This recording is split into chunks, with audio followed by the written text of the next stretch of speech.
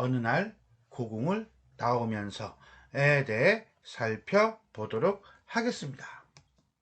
기본적으로 이 작품은 화자가 고궁을 나오면서 중요한 것 내지는 어떤 본질적인 것, 어떤 핵심이 되는 것, 그런 것의 문제점에 대해 분개하지 않고 오히려 사소하고 주변적인 것에만 분개하는 자기 자신을 돌아보며 반성하고 있는 작품이다 라고 보시면 되겠습니다. 그러니까 결국은 이 작품은 본질적인 것과 비본질적인 것, 중심적인 것과 우리가 비판해야 할 것과 그렇지 또 사소한 것, 이렇게 두 개로 대비가 되고 있다라고 보시면 되겠네요. 자, 내용을 한번 전체적으로 살펴보겠습니다. 왜 나는 조그마한 일에만 분개하는가? 저 왕궁 대신에, 왕궁의 음탕 대신에 50번짜리 갈비가 기름덩어리만 나왔다고 분개하고 옹졸하게 분개하고 설렁탕집 돼지 같은 주인한테 욕을 하고 옹졸하게 욕을 하고, 이 옹졸하게는 자기 자신에 대한 태도 같아요. 그죠? 한 번은 정정당당하게 붙잡혀간 소설가를 위해서 정정당당하게 붙잡혀가? 그러니까 자기 권리를 주장할 걸 주장했겠죠. 언론의 자유를 요구하고 월남 파병에 반대하는 자유를 이행하지 못하고 20원을 받으러 3번씩 4번씩 찾아오는 야경꾼들만 증오하고 있는가? 옹졸한 나의 전통은 유구하고 이제 내 앞에 정서로 가로놓여 있다. 이를테면 이런 일이 있었다. 부산에 포로수용소의 제40 야잠병원에 있을 때 정보원이 너스들과, 이때 너스라는 건 간호사를 얘기하겠네요. 그죠? 스폰지를 만들고 거지를 개키고 있는 나를 보고 이렇게 되겠다. 그지? 포로경찰이 되지 않는다고 남자가 뭐 이런 일을 하고 있느냐고 놀린 이들이 있었다. 너스들 옆에서 창피하게 뭐 이런 거겠죠. 지금도 내가 반항하고 있는 것은 이 스폰지 만들기와 거지 잡고 있는 일과 조금도 다름이 없다. 개의 울음소리를 듣고 그 비명해지고 머리에 피도 안 마른 애놈의 투정해진다. 떨어지는 은행 나뭇잎도 내가 밟고 가는 가시밭, 아주 사소한 거에도 어떤 가슴에 상처를 입나 봐요. 아무래도 나는 비켜서 있다. 절정 위에는 서 있지 않고 앞만 해도 조금쯤 옆으로 비켜서 있다. 그리고 조금쯤 옆에 서 있는 것이 조금쯤 비겁한 것이라고 알고 있다. 그러니까 이렇게 옹졸하게 반항한다. 이발쟁이에게, 땅 주인에게는 못하고 이발쟁이에게, 구청 직원에게는 못하고 동해 직원에게, 야경꾼에게 20원 때문에, 10원 때문에, 1원 때문에 우습지 않으냐? 1원 때문에. 모래야, 나는 얼만큼 적으냐? 바람아, 먼지야, 풀아, 나는 얼만큼 적으냐? 정말 얼만큼 적으냐? 라고 이야기가 끝나요. 자, 그런데 시가 상당히 생각보다 길죠? 길고 쭉쭉쭉쭉 써내려가는 것 같아요. 자, 아까 처음에 얘기했던 것처럼 본질적인 문제와 비본질적인 문제에 대한, 자, 중요한 문제와 사소한 문제에 대한 대비를 우리가 보면서 살피면서 시를 한 구절 한 구절 한행 읽어보도록 하겠습니다. 다시 보겠습니다. 왜 나는 조그만 일에만 본게하는가? 이때 조그만 일이라고 하는 것은 결국 뭡니까? 이건 비본질적인 것, 사소한 것이라고 보고, 왜 뭐뭐 하는가? 몰라서 묻는 게 아니라 자기 자신한테 묻는 건데, 그죠? 즉 자조적 질문을 통해서 자기 자신에 대한 무엇을, 그렇지, 성찰적 태도를 보여주려고 하고 있다라고 하는 거지요. 저 왕궁 대신에, 왕궁의 음탕 대신에, 왕궁의 음탕이 사실은 본질적인 거라는 거예요. 독재 권력의 어떤 부도덕과 탐욕이라는 거예요. 이게 이렇게 대립이 되고 있다라고 봐야 되는 거예요. 50원짜리 갈비가 기름덩어리만 나왔다고 붕괴하고, 그렇다면 기름덩어리는, 그렇죠, 이건 이거하고 연결되죠. 이렇게 되고 이거하고 이게 대립이 되는 거죠. 그런데 그것에 대해서 나는 이 붕괴하는 걸 뭐라고 생각해요? 그렇죠? 옹졸하다라고 생각을 해요. 그죠? 옹졸하게 붕괴하고 설렁탕집 돼지 같은 주인한테, 시에서 이런 표현이 쓰이는구나. 그죠? 자, 비속어를 통해서요, 화자의 어떤 속된 모습이 진짜 너도 별 소리 없구나 라고 하는 것을 보여주고 있다 라고 보시면 되겠습니다. 설렁탕집 돼지 같은 주인한테 욕을 하고 옹졸하게 욕을 하고 또 뭐예요? 그렇죠. 옹졸하다 라고 표현을 하고 있네요. 자, 여기까지 보니까 결국 어떤 상황, 자기 자신에 대한 상황을 보여주고 있어요. 그죠? 사소한 일에 어떤 붕괴하는, 사소한 일에만 붕괴하는 거죠. 큰 일에는 붕괴하지 못하고요. 그런 자기 자신에 대한 어떤 성찰의 모습을 보여주고 있다라고 볼 수가 있겠습니다. 1년이었어요. 한 번은 정정당당하게 붙잡혀간 소설가. 그러니까 이 소설가는 어떤 소설가예요? 그렇지. 본질적인 문제점에 대해서 비판하는 존재. 그러니까 얘는 긍정적인 존재야, 부정적인 존재야. 긍정적인 존재죠. 그렇죠. 화자와 오히려 대비되는 불의와 맞서는 인물이다 라고 볼 수 있을 거예요. 언론의 자유를 요구하고 월남 파병에 반대하는, 자유를 이행하지 못하고 내가 나는 그러지 못했어요. 침묵을 했던 거예요. 결국 소설가와 나는 대비가 되겠죠. 20원을 받으러 3번씩 4번씩 찾아오는 야경꾼, 역시 비본질이죠. 요거하고 이렇게 대립이 되고요. 요거하고 이렇게 대립이 된다라고 봐야 돼요. 증오하고 있는가? 라고 보면은 비본질적인 것에만 분노하고 있는 자기 자신의 모습, 즉 얘기해서 정정당당하게 자유를 요구하지 못하는, 그지? 정정당당하게 자유를 요구하지 못하는, 정의를 외치지 못하는 그런 자신의 모습을 성찰하고 있다라고 보시면 되겠습니다. 옹졸한 나의 전통은 유구하고 아득하게 오래되고 하는 거 보니까 얘는 이게 최근에 있었던 일은 아니야. 늘 그래 왔던 것 같아요. 이제 내 앞에 정서로 가로막 놓여 있다라고 하는 건 완전히 이제 체질화된 거죠. 습관적이야, 완전히. 이를테면 이런 일이 있었다. 과거 일화를 제시하고 있네요. 부산 포로 수용소 하는 거 보니까 이건 6.25전쟁 직후 어떤 포로 교환이 일어나기 전 그때쯤일 것 같아요. 요거는 작가, 시인의 어떤 개인적인 역사적 사실하고도 물리기는 합니다. 부산의 포로 수용소에 제40 야전병원에 있을 때 정보원이 너스가 뭔지는 알겠죠? 간호사들이에요.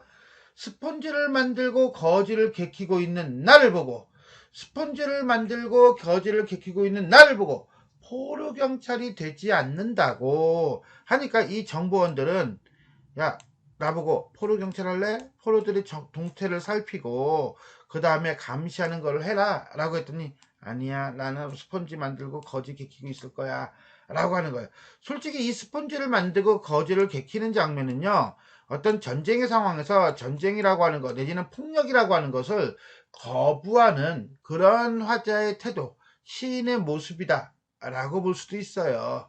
자, 그런데 그러려면, 제대로 되려면 중심에 서서 그것을 반대하는 시위를 한다든가 이래야겠죠.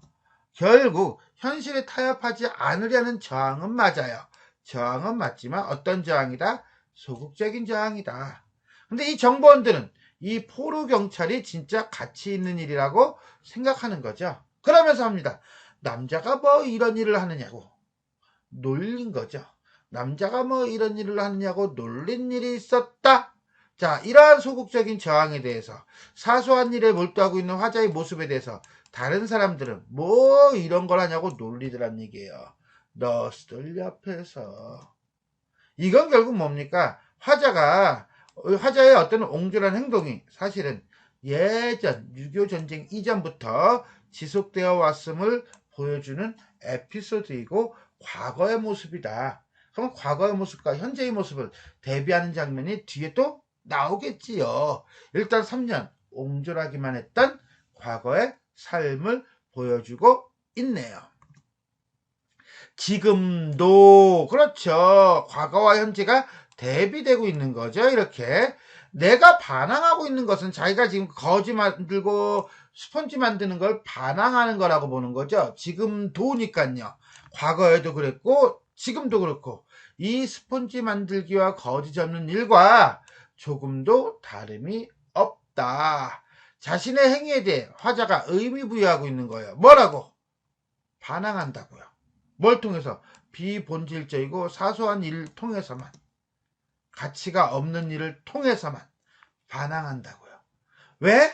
개의 울음소리를 듣고 그 비명에 지고 머리에 피도 안 마른 애놈의 투정에 진다 라고 했는데, 이 애놈의 투정에 진다 라고 하는 것은요, 이거는 어떤 생활인, 소시민적 생활인의 모습이다 라고 보시면 되겠고요. 떨어지는 은행나뭇잎도 내가 밟고 가는 가시밭, 사소한 일상조차 견디기 어려운 무엇으로? 고통으로 인식하고 있다는 거예요. 그러므로서 나는 어떤 존재다? 왜소하고 보잘것이 없는 존재고 무기력한 삶을 살고 있다라고 볼 수가 있겠습니다. 아무래도 나는 비켜서 있다. 자신에 대한 평가예요. 자, 절정 위에 서 있지 않고, 절정? 어떤 비판과 저항의 한복판에서 중심에 서 있지 않고, 암만 해도 조금쯤 옆으로 비켜 서 있다. 즉 방관자로서 서 있다. 소시민으로서 서 있다. 그리고 솔직히 조금쯤 옆에 서 있는 것이 조금쯤 비겁한 것이라는 걸 나는 알고 있다. 그럼 뭐 하고 있는 거야? 조금쯤 비겁한 것이라고 알고 있으니까 자신의 어떤 비겁한 모습에 대해서 반성하고 있는 거 맞아요? 그래요. 반성하고 있는 거 맞아요. 근데 뭐가 문제예요? 행동을 하죠. 행동을 하질 않아요. 참. 행동으로 이어지지 않고 있다라고 보는 거예요. 이게 문제죠. 만약에 제대로 반성을 했다면 행동으로 이어져서 어떻게 해야 돼요? 절정에 서 있어야겠죠. 하지만 화자는 어때요? 계속 조금씩 비켜서 있는 거예요. 알면 뭐합니까? 행동을 안 하는데. 이런 것들을 우리는 뭐라고 한다? 소시민적 태도. 오연은 결국 중심에 서 있지 못한 삶에 대한 반성을 드러내고 있다라고 보시면 되겠습니다. 그러니까 그래서 나는 이렇게 옹졸하게 반항을 한다. 소시민적으로 반항한다. 비겁하게 반항한다. 어떻게? 이발쟁이에게, 땅 주인에게는 못하고 이발 주인에게 솔직히 비판해야 되는 대상은 누구야? 땅 주인이야. 근데 땅 주인은 너무 세, 강해. 그러니까 약한 누구에게? 이발쟁이에게 반항을 한다. 구청 직원에게는 못하고 동해 직원에게도 못하고 누구에게? 야경꾼에게 반항한다. 그러니까 자기 자신을 보면서 뭐라고 합니까? 우습지 않느냐라고 자조적 태도를 보여주고 있네요. 결국 6년은 옹졸한 소시민적 삶에 대한 자조. 모래야 나는 얼마만큼 적으냐? 바람아 먼지야 불아 나는 얼마만큼 적으냐? 정말 얼마만큼 적으냐? 자, 모래를 부르고요, 바람을 부르고요, 먼지를 부르고요, 풀을 불러요. 그럼 나는 얼마만큼 적으냐라고 얘기한다는 거예요. 그것은 결국 모래, 바람, 먼지, 풀보다도 나는 더 못한 존재라는 얘기죠. 왜소한 존재라는 거죠. 이러한 자연물에 대비해서 자신의 왜소함을 뭐하고 있다? 드러내고 있다는 거예요. 더더군다나 마지막에 뭐예요? 말줄임표를 사용해서 자, 이러한 반성이 계속되고 있다. 계속되고 있다는 것을 보여주고 있습니다. 오케이? 오케이. 7년. 왜소하게 느껴지는 자기 자신에 대한 자책과 반성이라고 보시면 되겠습니다. 자, 어느 날 고궁을 나오면서 라고 하는 시 전체 7개 연을 쭉 살펴보았습니다. 자, 이제 전체적으로 정리를 해보도록 하겠습니다. 일단 자유시고요, 서정시고요, 참여적이고요, 반성적이다. 이게 제일 크겠죠. 그 다음에 현실 비판적이죠. 왕궁에 음탕이 있는 동네예요. 자, 자신의 옹졸함과 소시민적인 삶이고 사회적 구조리에 저항하지 못하는 삶에 대한 자기 반성이 드러나고 있다. 대조적 상황을 제시해서 주제를 부각하고 있다는 것은 본질적인 것과 비본질적인 문제점을 보여주고 있어요. 그러면서 본질적인 것은 묵인하고 비본질적인 것에 대해서 꽉꽉거리는 화자의 모습을 보여주고 있다.